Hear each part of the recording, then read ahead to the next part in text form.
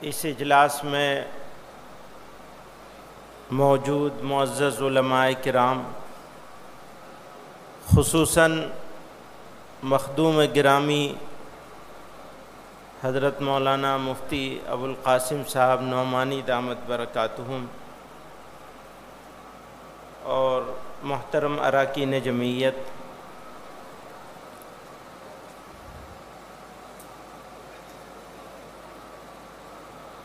بہت نازک دور سے ہم لوگ گزر رہے ہیں۔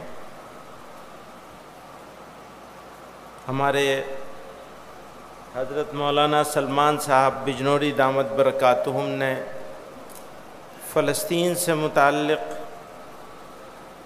تجویز کے حوالے سے، فلسطین کے حوالے سے بہت سارے اشعار سنائے اور اپنے درد کا اظہار شاعر کی زبان میں کیا۔ حقیقت یہ ہے کہ جب درد کا اظہار کرنا چاہتے ہیں تو الفاظ ساتھ چھوڑ دیتے ہیں۔ سمجھ میں نہیں آتا کہ کن الفاظ میں تکلیف کا اظہار کیا جائے۔ نتیجہ یہ ہوتا ہے کہ مایوسی کی کیفیت طاری ہوتی ہے، بے بسی کا احساس ہوتا ہے۔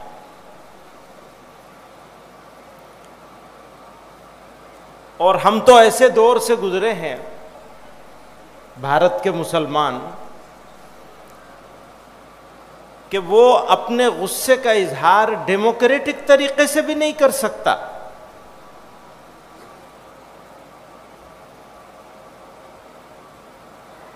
اس کی مذمت کے لیے جو بنیادی حق ہے اس کا استعمال بھی نہیں کر سکتا۔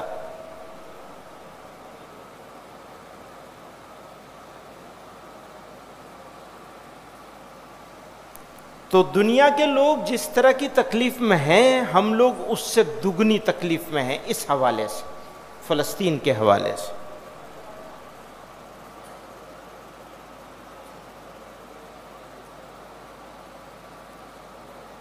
بات کریں گے اگر خود ملک کے اندر فرقہ وارانہ منافرت،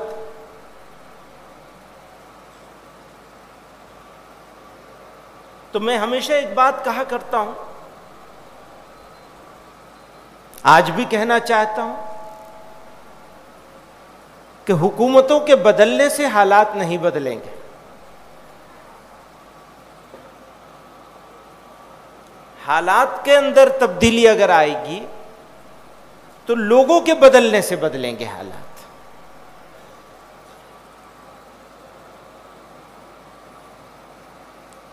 جب ذمہ دار لوگ، زیادہ بچہ پیدا کرنے والے، گھسپیٹیا، فلاں فلاں فلاں فلاں، یہ ساری باتیں کہنے لگیں گے، ایک خاص کمیونٹی کو صرف شارٹ ٹرم الیکٹورل بینیفٹ کے لیے،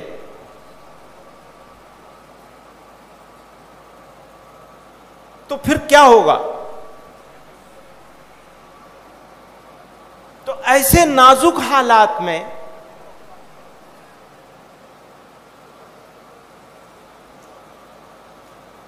ملت کے سرکردہ، فکر رکھنے والے، سوچنے والے، ملک اور ملت کے بارے میں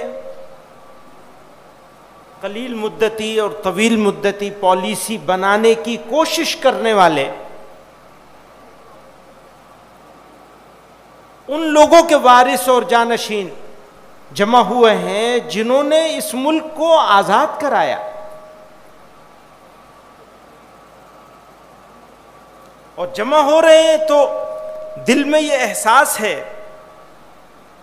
کہ یہ قدم قدم پہ جو گرد ہے، یہ قدم قدم پہ جو گرد ہے، یہ روش روش جو غبار ہے، یہ خصوصیت جو خزاں کی تھی اب اس کا نام بہار ہے۔ نہ کروں وفات تو میں کیا کروں، ہمارے پاس تو آپشن ہی نہیں ہے نا. آپ لوگوں نے منع کر دیا کہ یہ مت کرنا, یہ کرو گے تو غیر اسلامی عمل ہوگا تمہارا. نہ کروں وفا تو میں کیا کروں, میرے پاس تو آپشن نہیں چھوڑا نا. نہ کروں وفا تو میں کیا کروں کہ وفا تو میرا شعار ہے. نہ کروں وفا تو میں کیا کروں کہ وفا تو میرا شعار ہے. وہی پھول مجھ کو پسند ہے جو چمن کی آنکھ کا خار ہے. وہی پھول مجھ کو پسند ہے. یعنی میرا اسلام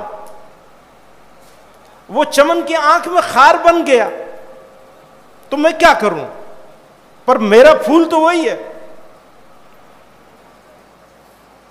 بزرگان محترم,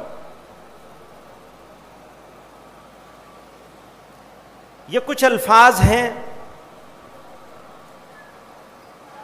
اظہار کے طریقے الگ الگ ہوتے ہیں. میں نے کچھ دوسری طریقے سے اظہار کیا ہے, لیکن یہ سب آپ لوگوں کے جذبات ہیں اور صرف آپ کے نہیں,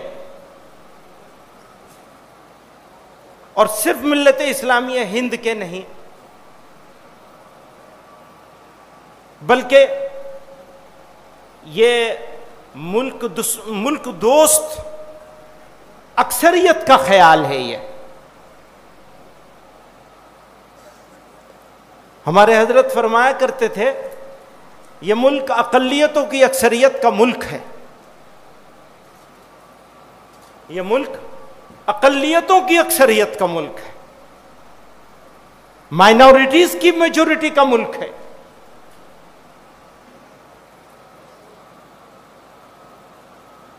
ہماری ذمہ داری ہے, حضرت نے اس بارے میں بھی بار بار فرمایا الگ الگ موقعوں پر, ہماری ذمہ داری ہے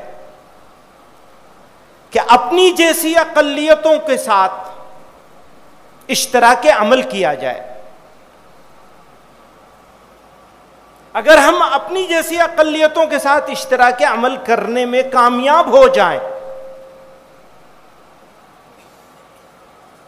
تو پھر نفرت کا مقابلہ کیا جا سکتا ہے.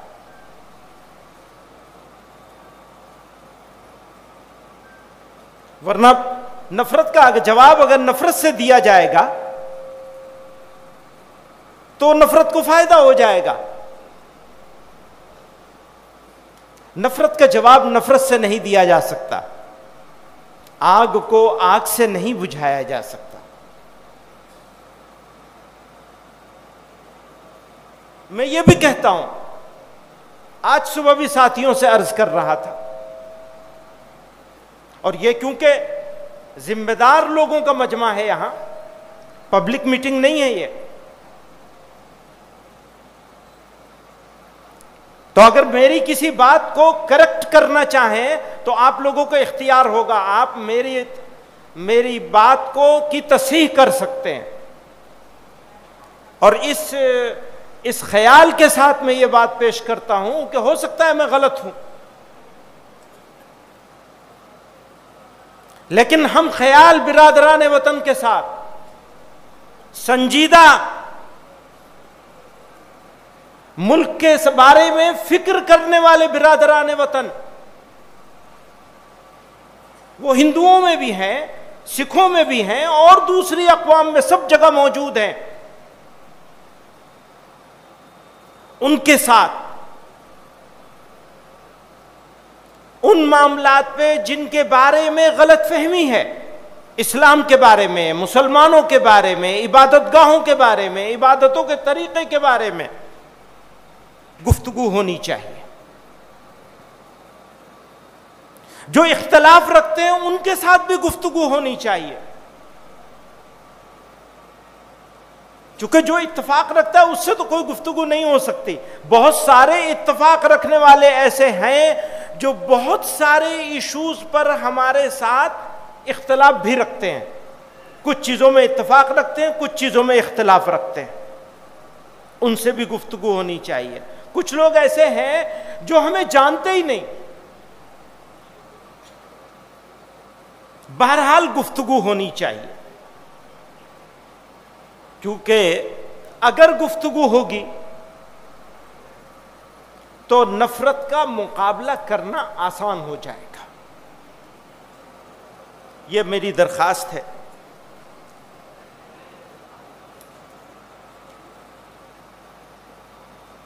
ملک میں ایک مہلک بیماری پھیلی ہے، فرقہ وارانہ تناؤ کی بیماری، اور اس سے مقابلے کا سب سے مؤثر راستہ یہ ہے کہ پسماندگی کے دلدل سے نکلنے کے سارے صحت مند راستوں پر چلا جائے. تعلیم گاہیں ہوں یا بازار، آرٹ اسپیس ہوں یا اسپتال، عدالتیں ہوں یا کھیل کود کے میدان. عدالتوں کا حال بھی ایسے ہی ہو گیا ہے. ہر جگہ اپنی موجودگی درج کرانے کی محنت ہمیں تیز کرنی چاہیے. ہر میدان میں اپنا حصہ کلیم کرنے کی اسپرٹ پروان چڑھنی چاہیے. سرکاری اداروں میں بھرتیوں پر خاص توجہ دی جائے. اگر ہم کاروبار کی طرف توجہ دیں گے تو اسی کے ساتھ ساتھ ہم کو سرکاری بھرتیوں میں اس پہ توجہ دینی چاہیے، قابلیت پیدا کرنی چاہیے. چونکہ سسٹم سے باہر رہ کر سوتیلے سلوک سے نجات پانا بڑا مشکل کام ہے، جبکہ سسٹم کے اندر رہ کر کوشش زیادہ کارگر ہوگی. یہ تو لانگ ٹرم کوشش کا طریقہ ہوا. شارٹ ٹرم میں اس سے نمٹنے کی گفتگو آگے کے لیے اٹھا کر رکھتے ہیں کہ شارٹ ٹرم میں کیسے نمٹا جائے گا. ایک اہم بات جس کی طرف توجہ دلانا چاہتا ہوں اپنے نوجوانوں کو، ایک بات اور بھی ہو رہی ہے، وہ یہ ہو رہی ہے کہ لوگوں کو یہ سمجھانے کی کوشش ہو رہی ہے کہ غلطی ہو گئی، بڑوں سے غلطی ہو گئی. میں نے اپنے ساتھیوں سے کہا تھا ہم نے ایک پاور پوائنٹ پریزنٹیشن بنا رکھا ہے، موقع ہوگا تو شام کو اس کو پیش کروں گا میں انشاءاللہ، کہ ہمارے اس ملک میں رہنا ہمارا کیوں صحیح تھا اور کیوں صحیح ہے. اس ملک میں رہنا ہمارا ملک ہے. یہ اس بات کو ہم لوگ بار بار کہتے ہیں. زندہ قومیں حالات سے گھبراتی نہیں ہیں. حالات سے گھبرانے والے لوگ وہ ہوتے ہیں جو مردہ ہوتے ہیں. حالات سے گھبرا جانا مردہ قوموں کی علامت ہے اور پہچان ہے. اور حالات تو آتے ہیں، آگے بھی آتے رہیں گے. کسی خوش فہمی میں مت رہیے. اگر ہم مسلمان ہیں تو ہر زمانے میں ہمارا امتحان ہوگا. کبھی آسانی کے ذریعے امتحان ہوگا، کبھی تنگی کے ذریعے، فراخی کے ذریعے امتحان ہوگا، کبھی تنگی کے ذریعے سے ہوگا. میں مسلمان نوجوانوں سے کہنا چاہتا ہوں، آپ کے سچے جذبات کو مفاد پرست منافع خور تنظیمیں ہائی جیک کرنے کی کوشش کر سکتی ہیں. مقصد یہ ہوتا ہے کہ پوری قوم کے سروں پر نا امیدی اور مایوسی کا شامیانہ تان دیا جائے. یاد رکھیں، بھروسہ مومن کا سب سے بڑا ہتھیار ہے. اللہ کی کبریائی پر بھروسہ کہ میرا مولا میری شہرک سے زیادہ قریب ہے. بھروسہ کہ وہ میرے یقین کی لاج رکھے گا. میرے نوجوان دوستو، میری قوم کے روشن مستقبل کے معماروں، میں اپنے نوجوان دوستوں سے کہتا ہوں، آپ کو جھانسے میں نہیں آنا ہے. راتوں رات دولت مند بنا دینے والی اسکیموں سے بھی ہوشیار رہنا ہے. راتوں رات انقلاب برپا کر دینے والے نعروں سے بھی ہوشیار رہنا ہے. خدا کی سنت پر یقین رکھنا ہے. اس دنیا کے لیے خدا کی سنت یہی ہے اور یہی رہے گی کہ سونے والا کھائے گا اور جاگنے والا پائے گا. سوئے رہیں گے تو سوتے رہ جائیں گے. مطمئن ہو جائیے کہ بہتر ہو گئے حالات تو سو جائیں گے. ابھی تو لوگ بہت خوش ہیں، بہتر ہو گئے حالات. حالات تو بہتر ہوں گے تب جب ہم اور آپ جاگیں گے، محنت کریں گے، قربانی دیں گے، اپنے وقت کی قربانی دیں گے. ہمارے کل مولانا صدیق اللہ چودھری صاحب کہہ رہے تھے تم نے کام کرنا چھوڑ دیا. ہاں، وہ تم نے اپنے باپ کا راستہ چھوڑ دیا. صحیح بات ہے، ہم نے یہی ایک راستہ تھوڑی سارے راستے چھوڑے ہوئے ہیں. ہم تو واقعتاً نااہل ہیں، اور میں یہ زبانی جمع خرچ نہیں ہے کہ میں تواضعاً کہہ رہا ہوں، یہ تو زبردستی ہے بٹھا دیا گیا، ورنہ کہاں، اس قابل تو ہے نہیں۔ ہاتھ پہ ہاتھ دھر کے بیٹھنے والا محروم رہے گا، لگن کے ساتھ قدم اٹھانے والا منزل پر موج منائے گا۔ قوم کی ترقی میں یاد رکھیے گا، قوم کی ترقی میں نسل، 2 نسل، 3 نسل کی محنتیں کھپا دینا انسانی تاریخ میں بالکل عام بات ہے، کوئی شارٹ ٹرم نہیں ہے، کوئی قلیل مدتی نہیں ہے۔ اگر آپ کو اپنی نسلوں کو عزت کی زندگی دینی ہے تو آپ کو پھل نہیں کھانا ہے، قربانی دینی پڑے گی۔ کسی نے کہا تھا بھیا اگر تمہیں کھانا ہے تو گیہوں بو لینا، چاول بو لینا، اور اگر تمہیں اپنی تیسری نسل کو کھلانا ہے تو زیتون کا درخت لگا دینا۔ آئیے عہد کریں کہ ہم بھول جائیں گے اب گیہوں اور چاول کی بوائی، ہم اپنی تیسری چوتھی نسل کے لیے زیتون کا پیڑ لگائیں گے، آج کے لیے کچھ نہیں کریں گے، جو کریں گے مستقبل کے لیے کریں گے، اپنی ذمہ داری ادا کریں گے، بدلہ پانے کے لیے نہیں کریں گے۔ اگر بدلہ پانے کی امید میں کرو گے تو یاد رکھنا مایوسی کے سوا کچھ نہیں ملے گا۔ اگر کامیابی چاہتے ہیں آپ، میں آج آپ سے اپنے نوجوان دوستوں سے کہنا چاہتا ہوں، خوشی کی بات ہے کہ آج ہماری جمعیت میں وہ ممبران، یہ جماعت الحمدللہ نئے خون کے ساتھ، نئے جوش کے ساتھ، نئے ولولے کے ساتھ تاریکیوں میں روشنی کی کرن ہے، اس ملک کے لیے، ملک کے مستقبل کے لیے، ملک کے مسلمانوں کے لیے نہیں، ملک کے کمزوروں کے لیے، مظلوموں کے لیے، ناانصافیوں سے لڑائی کے لیے، ظلم اور انیائے کا وروध کرنے کے لیے۔ اتنے سارے خوبصورت الفاظ اور ایسی سوتی ہوئی قوم، کیسے کام چلے گا؟ الفاظ کی خوبصورتی، لفظ تراش تراش کے عمدہ عمدہ الفاظ بولنا، لفظوں کو پیش کرنا، یہ تو کمال ہے کچھ ہی لوگوں کا۔ ہمارے پاس الفاظ نہیں ہیں، ہمارے پاس ہمارے ارادے ہیں، ہمارے عزائم ہیں۔ میں مولانا صدیق اللہ چودھری صاحب کی اس بات سے بالکل اتفاق نہیں کرتا ہوں کہ میں نے کام چھوڑ دیا ہے۔ ہاں کچھ کام چھوڑ دیا ہے، کچھ کام ضرور چھوڑ دیا ہے، لیکن کچھ کام کر بھی رہے ہیں۔ اس بات کا اعتراف ہے کہ ہم کام کے قابل نہیں ہیں، لیکن پھر بھی ٹوٹی پھوٹی کوشش کر رہے ہیں۔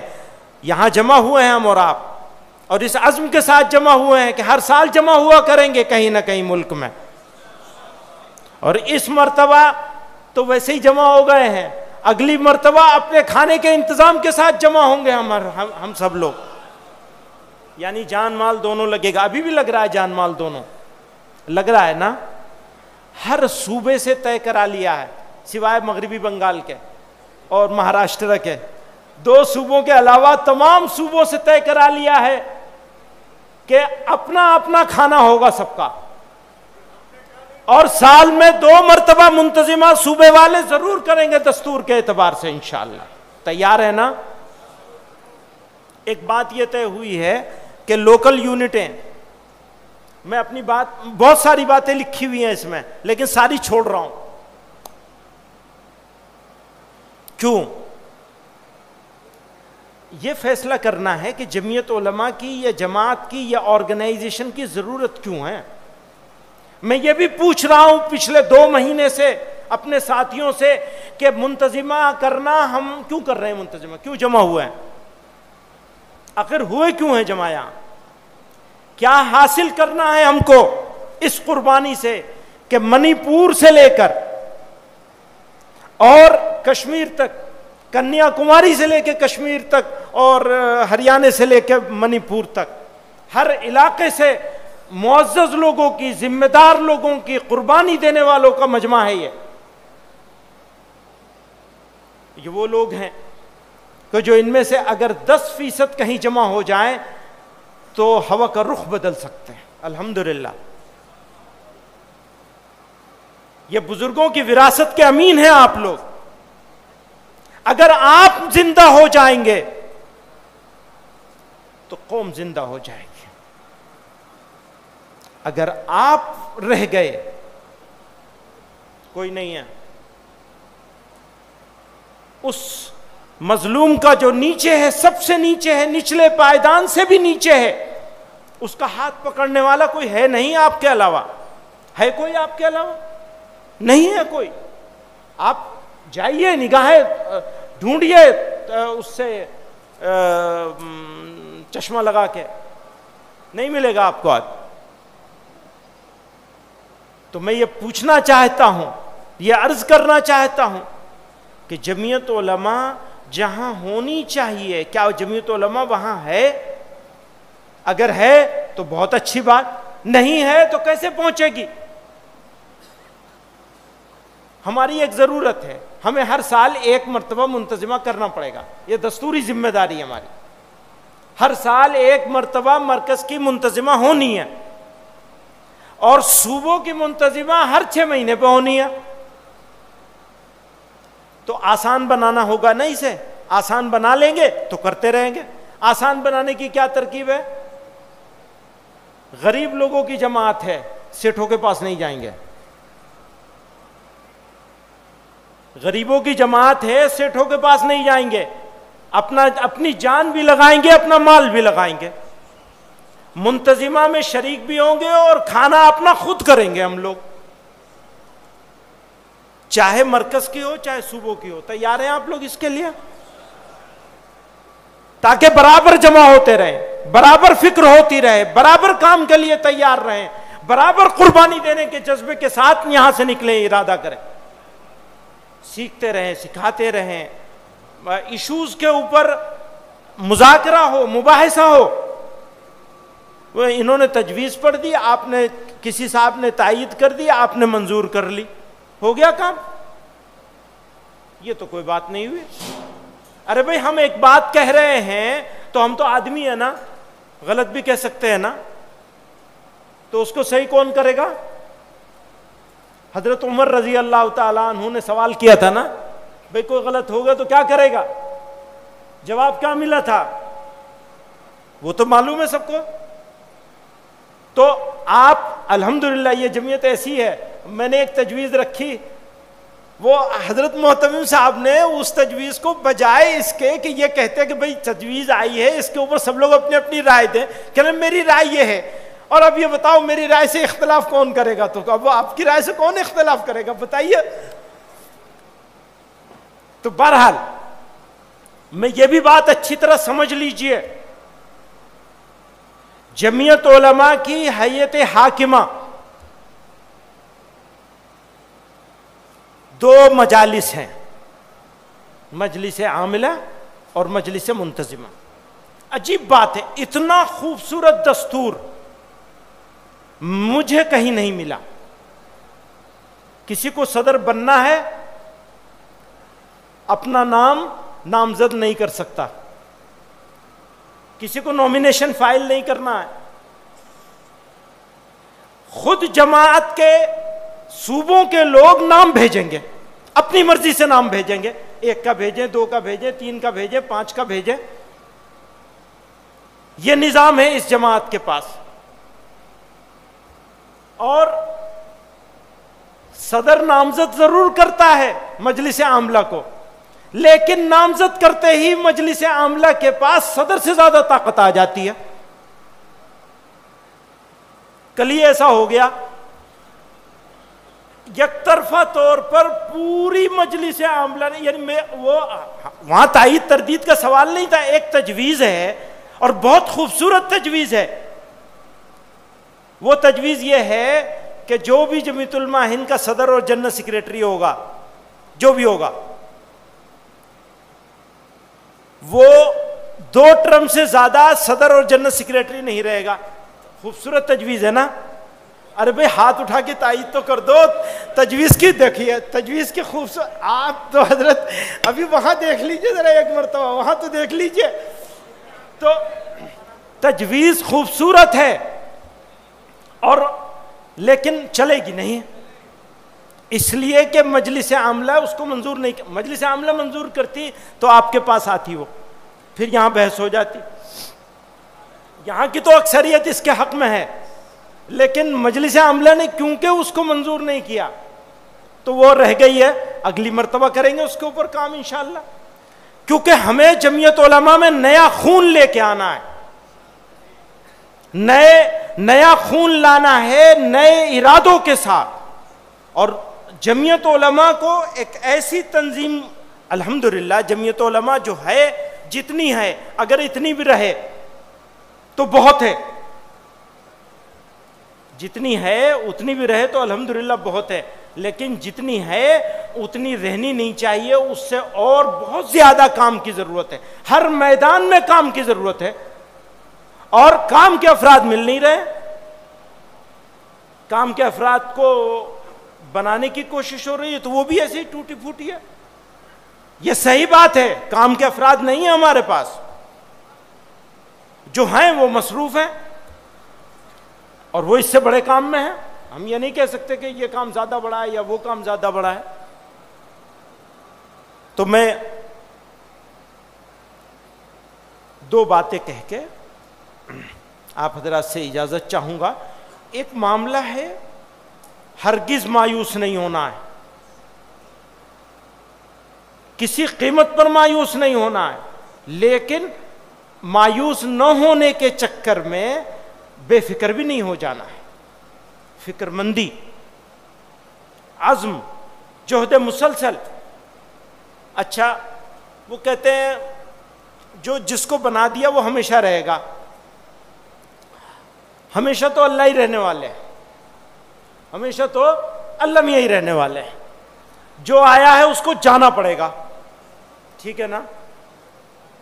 اچھا ہمارے اکابر اللہ تعالیٰ ان کی قبروں کو نور سے بھر دے, ہمارے حضرت سے کسی نے سوال کیا, کسی نے گھر میں بیٹھے تھے تو بھائی عتیق مرحوم نے کہا بس حضرت اب تو آپ کو آرام کرنا چاہیے. بالکل آخری زمانہ تھا اور پیر کا بھی ایکسیڈنٹ ہو گیا تھا, چلنا پھرنا بھی مشکل تھا, ویل چیئر پہ تشریف لے جاتے تھے نماز کے لیے بھی.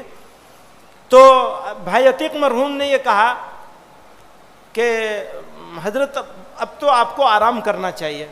تو بڑی ٹھنڈی آہ بھری, بہت ہی ٹھنڈی آہ بھری, فرمایا میاں آرام تو قبر میں ہی ملے گا. تو الحمدللہ ان کو تو ان کی قبر میں آرام مل گیا.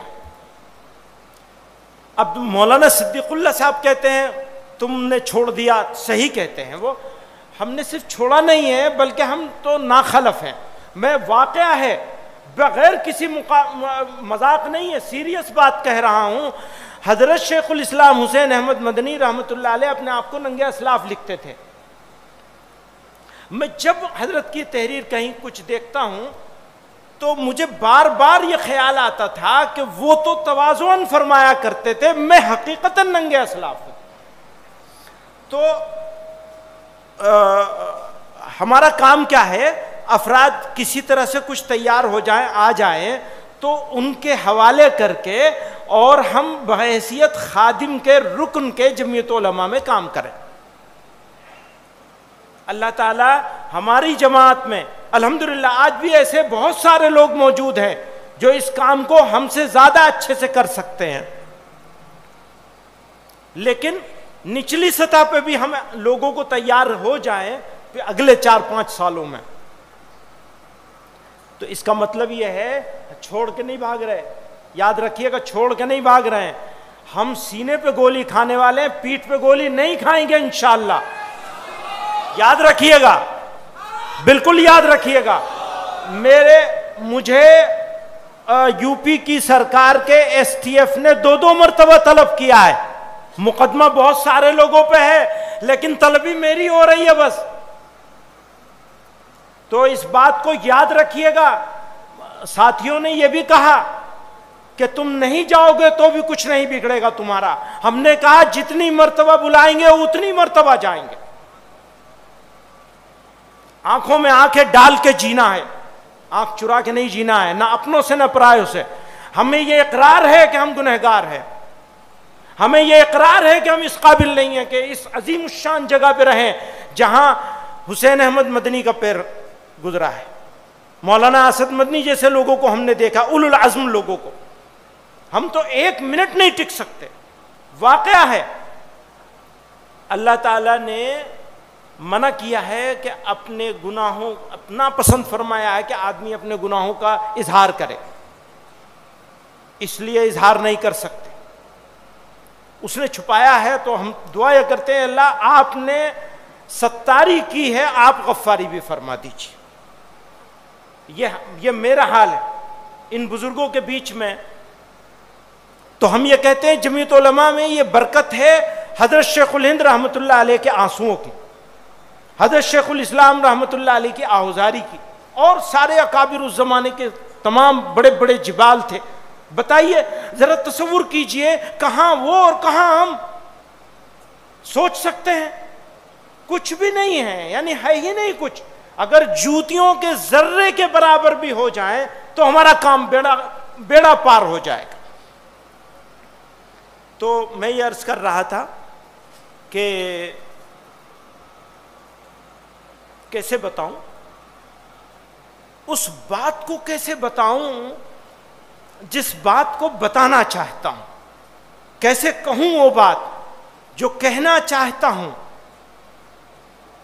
مجھے ضرورت ہے اللہ تعالی کی نصرت آپ کی شکل میں. اس جمعیت علماء کو, ملت کے ان بے قصور لوگوں کو جنہیں مار مار کے مار دیا جاتا ہے سڑکوں پہ, وہ ہم بھی ہو سکتے ہیں, ہمارے بھائی بھی ہو سکتے ہیں, اور ہیں وہ ہمارے بھائی. ان کو ہماری ضرورت ہے. اگر ان کی ضرورت ہم پوری نہیں کریں گے تو ہماری بخشش نہیں ہوگی. ہماری بخشش نفل نمازوں میں نہیں ہے, ہماری بخشش نفل نمازوں میں نہیں ہے. فرض تو ضروری ہے, ہماری بخشش انہی میں ہے. ہماری بخشش ان میں ہے جن کو مرتد بنایا جا رہا ہے, جن کو مرتد بنائے جانے کی پلاننگ ہو رہی ہے. میں یہ آپ سے یہ کہتا ہوں, نہیں کہنا چاہتا لیکن کہتا ہوں اس بات کو, ہم ہندوستان کی, بھارت کی ساری پولیٹیکل پارٹیز کو, مسلمانوں کے پاس ساری پولیٹیکل پارٹیز کے لیے دروازہ کھولنا چاہتے ہیں. لیکن اگر کسی نے مسلمانوں کی شناخت ہی مٹانے کا نیت کر لی ہو, انہیں یہ منظور نہ ہو کہ مسلمان رہے, تو پھر کیا ہوگا؟ راستہ رہے گا ہمارے پاس؟ نہیں ہے, وہ راستہ نہیں ہے. اور ہم سے شکایت ہے, آپ لوگ ایسا کرتے ہیں ویسا کرتے ہیں. آپ لوگ ویسا کرتے ہیں ویسا کرتے ہیں, ہم کہاں ایسا ویسا کرتے ہیں, آپ کرتے ہیں ایسا ویسا.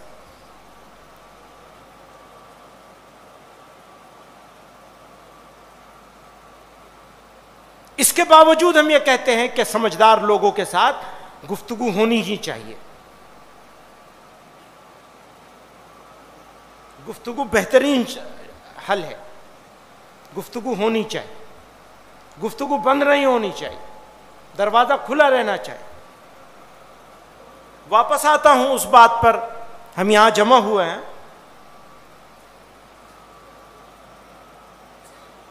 اچھا, ہمارا تو کام ہو چکا, ہمارا تو سفر پورا ہو رہا ہے, اب قبر میں پاؤں ہیں, واپسی کا سفر آدھے سے زیادہ طے ہو چکا ہے. ویسے تو بلاوا کسی کا بھی آ سکتا ہے, لیکن ہم تو آخری دور میں ہیں. پر میں اپنے نوجوان دوستوں سے کہنا چاہتا ہوں، آپ کا انتظار ہے، آپ ہی کا انتظار ہے، آپ آگے بڑھیں گے اور اللہ تعالیٰ چاہے گا تو آپ سے انقلاب آئے گا۔ ہمیں معلوم ہے کہ وہ انقلاب ہو سکتا ہے اس انقلاب کو آپ بھی نہ دیکھ سکیں، لیکن یقین جانیے اگر صحیح سمت میں چلیں گے تو آپ کی نسلیں ضرور اس انقلاب کو دیکھیں گے انشاءاللہ۔ ہمارے بیچ میں بہت سارے اکابر موجود ہیں، حضرت مولانا عبدالقوی صاحب ہیں، حضرت محتمم صاحب ہیں، حضرت مولانا رحمت اللہ صاحب ہیں، مفتی سلمان صاحب ہیں، مولانا راشد صاحب ہیں، مولانا بدر الدین صاحب ہیں، مولانا عبدالرب صاحب ہیں، مولانا رفیق صاحب ہیں۔ یہ سارے وہ لوگ ہیں، بڑے بڑے لوگ ہیں۔ نہیں، کیا ٹائم ہو رہا ہے؟ 1:20 ہو گئے۔